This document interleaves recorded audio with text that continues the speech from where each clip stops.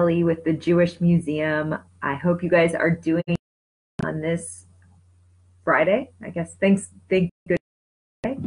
Shabbat Shalom.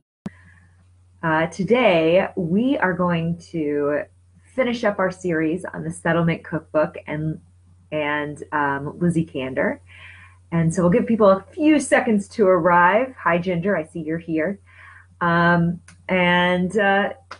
Hopefully we'll have a few more people. I think, and I know I'm not supposed to cross my fingers, but hopefully all of the technology pieces will be figured out. So I'm going to do a little bit of a recap while we're getting started here. We started out on day one by exploring Lizzie Kander, who was part of the German Jewish community here in the late 1900s. And she was educated, she went to school, she finishes school, and then she gets involved in kind of good works in Milwaukee. And good works in Milwaukee look like all sorts of different things. But for her, one of the big things she's is looking at the new Jewish immigrant populations, primarily from Russia and Eastern Europe. And she designed this to respond to the needs of this immigrant community. So she's providing them with classes the parents with classes that teach English and citizenship and things like that. And kids have all sorts of different lessons, from scouting to drama to cooking.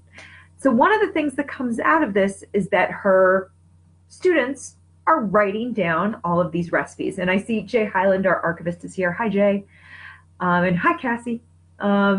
So they're writing down all these recipes, and it takes a long time. And so she starts thinking about this as they're working on these recipes, and thinking in this using her other kind of community organizational hat. Now, Lizzie Kander is a wealthy woman at the turn of the 20th century. And at that time, if you're a woman, going out and fundraising is seen as crass. Like, to go out and say, hey, I'm Lizzie Kander, you are the person who I would like to fundraise with. I need you to make this great donation so you can support our community. That's seen as a challenge. So she has to come up with a way of fundraising for this organization that she's created without asking for money in a straightforward manner. So she has these two problems. She can't fundraise, and her students are writing recipes. This brilliant solution.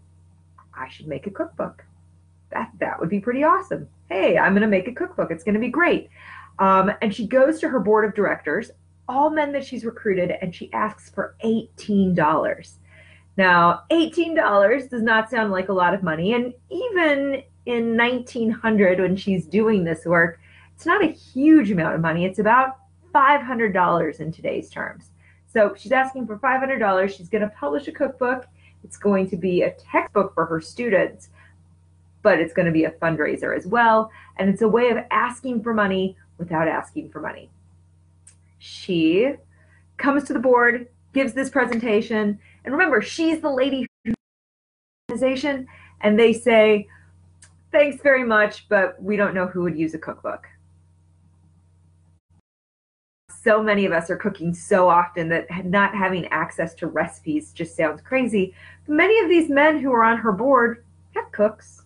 They had people who did that kind of work for them. So they never thought about, hey, why would anyone want a cookbook?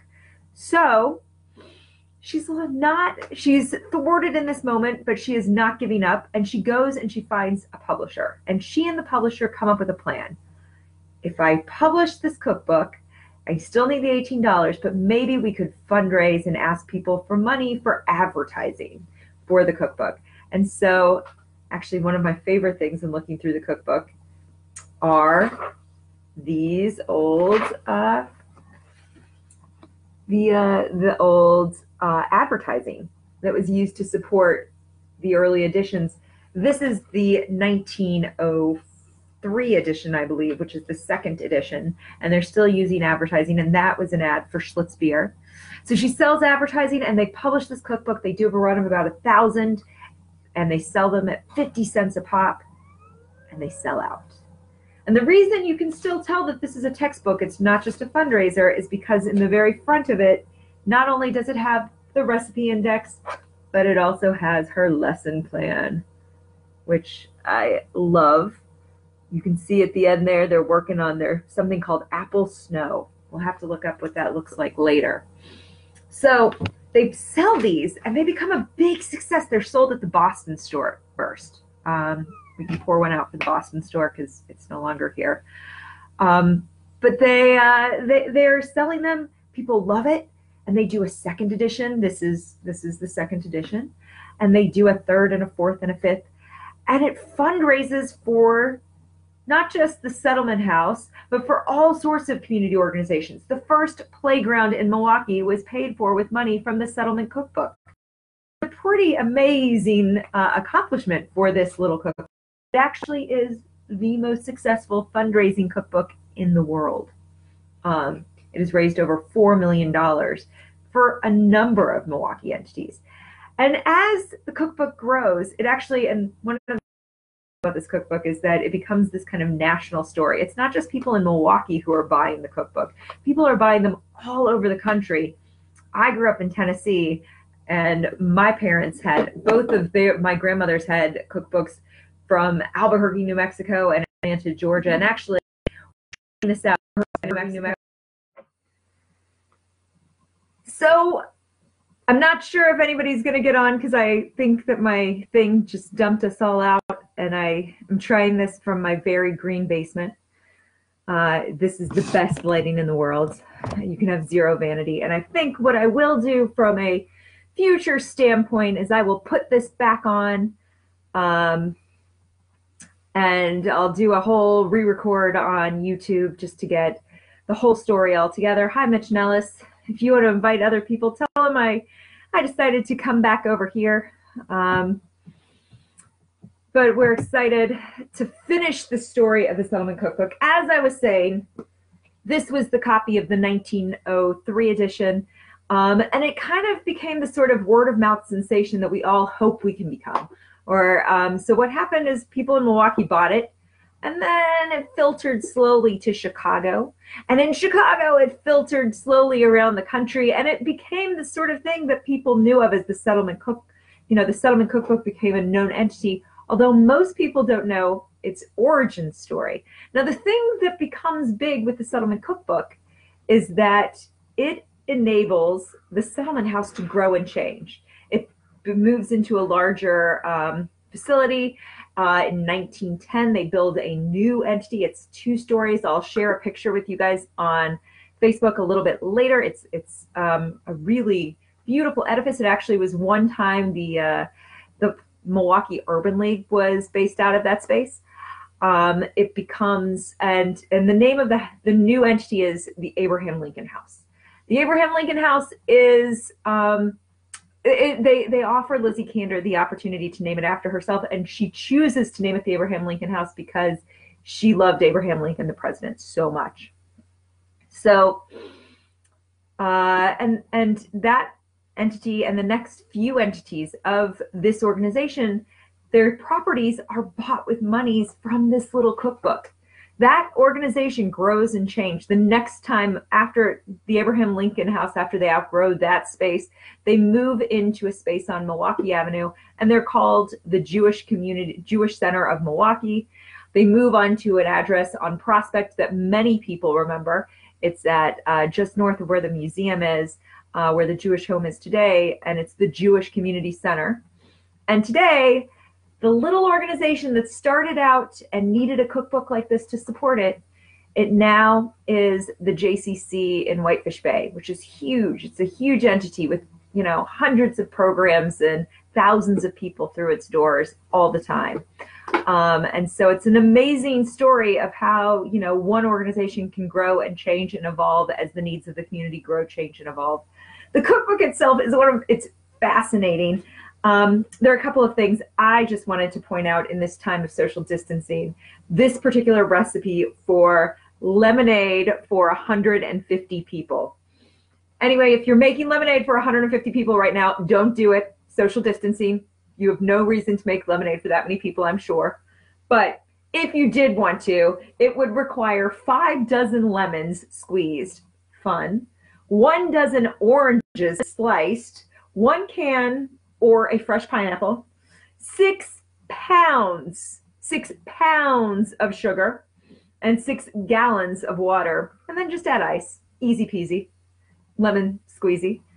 The other thing I always love about this cookbook is it evolves and changes with the times, but there's some things that she keeps pretty constant in all of them. This idea of one of the things that one scholar felt made this cookbook particularly successful was because of the way in which that she gives rules for the home. It's not just, not just a cookbook, but how to dust a room, how to care for your refrigerator, and these are images of how to set your table, which I hope all of you on this Shabbos will share this, where you are going to set your table. This is for a formal occasion. You can see perhaps tonight is not a formal occasion for you, so don't fear. I have an informal occasion setting for you as well. Ta-da! Yes, so know that you need to have your salad fork and your regular fork. Make sure you have your bread plate, for fun. Keep all that stuff out there all the time. The other piece is that she was really giving people tips for how to take care of their families and children. So this has always been one of my favorite things.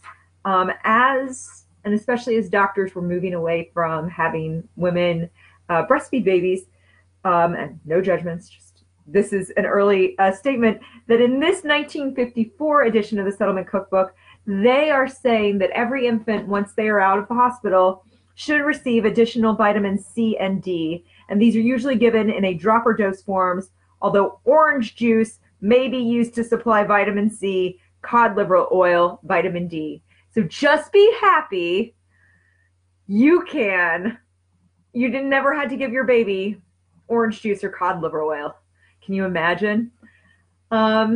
So let us know in the comments if you have a settlement cookbook. If you want to take a picture of your settlement cookbook, go for it. We would love to see it.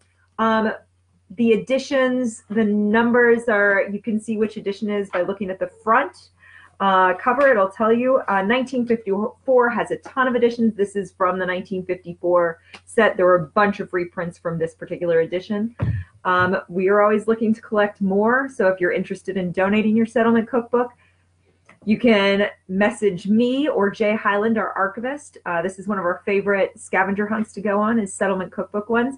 And if you are ever interested in seeing the full collection of settlement cookbooks, there are some available at the Milwaukee County Historical Society and the Milwaukee Public Library. Also, I'm going to attach some collections from other local archives that explore the settlement cookbook, like the Wisconsin Historical Society. And Michigan State has done a phenomenal project on historical American cookbooks, so I'll send that. And you can actually scan through the 1905 copy of the cookbook. And yes, I agree, Jamie, let's totally make this lemonade for 150 people once we're out of isolation, because, I mean, what could be better than 6 pounds of sugar? Thanks, everyone, for joining me on this third part of our Settlement Cookbook series. Next week, we're going to be looking at some businesses in Milwaukee, including the Brewers, a week late for opening day. And we're also going to be doing maybe some April Fool's fun with the Zucker brothers and Jim Abrahams and Dick Chudnow, the founder of Comedy Sports. So have a great weekend. Shabbat Shalom, and thanks so much for joining me.